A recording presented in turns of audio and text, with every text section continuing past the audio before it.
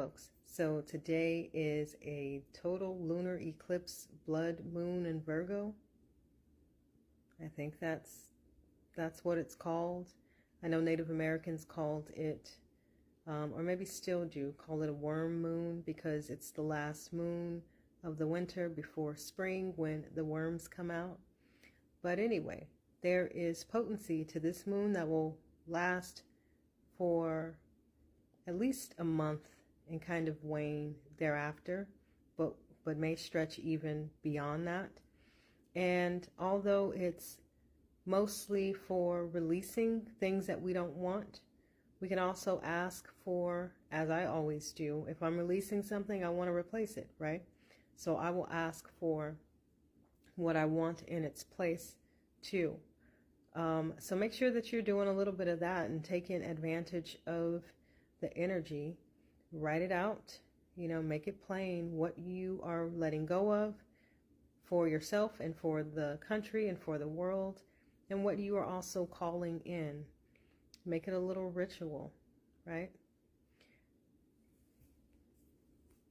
I know that I'm releasing out any instability or inconsistency around certain things, and also any like lingering, sneaky, as I was mentioning in another live, Sky Girls Live, like anything that has to do with patriarchy, right? I phased out a whole lot of that in terms of decentering men and all of that well before it was a trend. But patriarchy is sneaky. It's around us everywhere. And there are certain systems and ways of thinking that are still deeply embedded in that system, and probably will be for many, many years, right? We just got to keep working at it. But I'm replacing that with, of course, more consistency and more alignment and more embodiment of the energies that are wanting to come in for me. Sometimes there's moments of profound like clarity and alignment, and it feels powerful and just really like I'm standing in total truth, and it's kind of overwhelming. And yes, I could ease myself into that, but a part of me really just wants to jump in, so I'm looking for the balance between those two things. So that's what I'm working on, and it feels like the overall theme for us, at least this week, has been about the foundation, right? Checking how strong it is in areas, checking on our well-being, checking and making sure that we're shored up in certain areas, and if not, what is it that we need to do in order to get there? What needs to be eclipsed out so something new can come in? And that extends to the foundation of your psychic abilities too. Many folks are coming into their gifts. I talk about development often. I teach a class. I do private sessions. I make digital products on the topic. And so that's always something that I'm thinking about. But one of the messages that my guides had shared with me some days ago, probably at the tail end of last week, is that people are relying heavily on tools, and which is cool because I know that it's fun, and if you lock in with that language, then it feels like it is the thing to do, and it's totally a-okay. But what happens is there are new ways of calibrating frequencies and working with energy and connecting that want to come in right now, and relying heavily on a tool may be not blocking you, but you just don't see or feel the other things when it's happening, and you maybe disregard them because you've gotten really familiar with the tools that you're working with. So don't forego the exploration process, because there should be a lot of play in you embracing your gifts and playing around with different techniques to see what you like and to see what naturally wants to develop.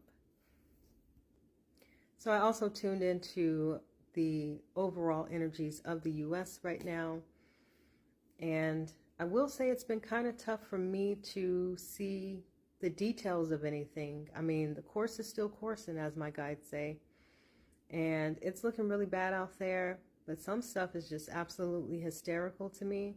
And, you know, I'll take the joy where I can, right? Like the selling of the cars on the White House lawn, not literally, but just, you know, promoting them, and saying that to caught with a boy in front a company is illegal, which absolutely it's not. And to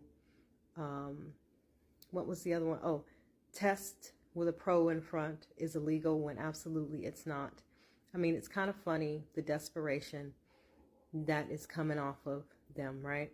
I'm sure you guys also saw that interview with Leon, and him looking like he was gonna almost break down, or was feeling guilty about about what he had been doing. And it's like, you know, I call BS.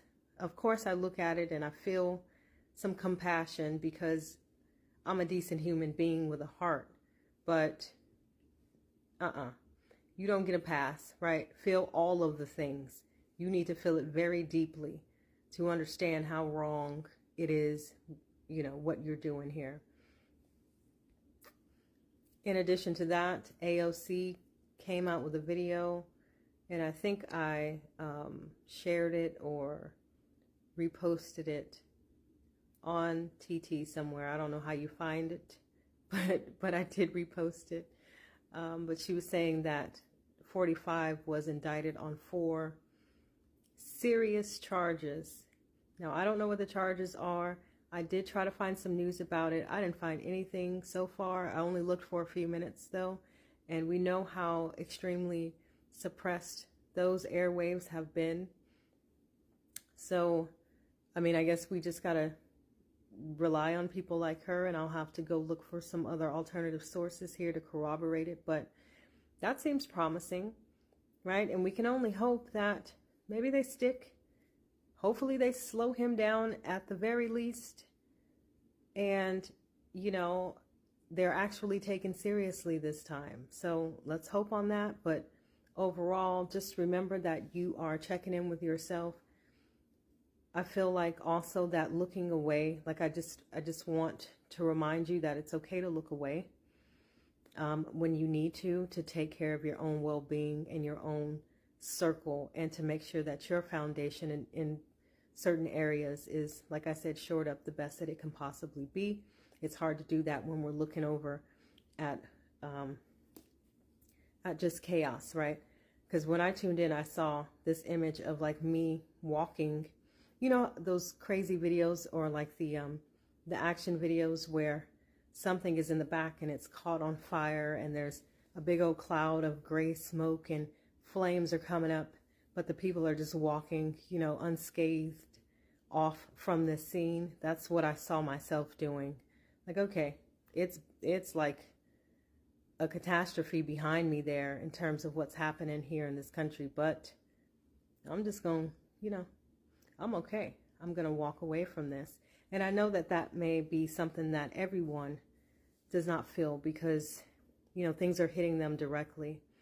And there's different levels to this, right? Like some of us are feeling it extremely directly in terms of what's happening right here with people that we love, or with our own jobs, or whatever it is. And then some of us kind of have that buffer between we're observing, we're not absorbing, we have empathy and compassion, but we also understand that we've got to take care of ourselves. So depending on where you are, just depending on where you are, you know, look away when you can, at least for the things that you can. But okay, that is all for right now. I think that I am going to go live later. I'm almost positive. I'm going to put it in the top in the little thoughts section. I think it's called a story. Man, I think it's called a story. I'm going to put it there. I'll post it wherever I can. Probably later today around 6 p.m. my time, Pacific Standard Time, just to connect with you guys and chat more about what's going on.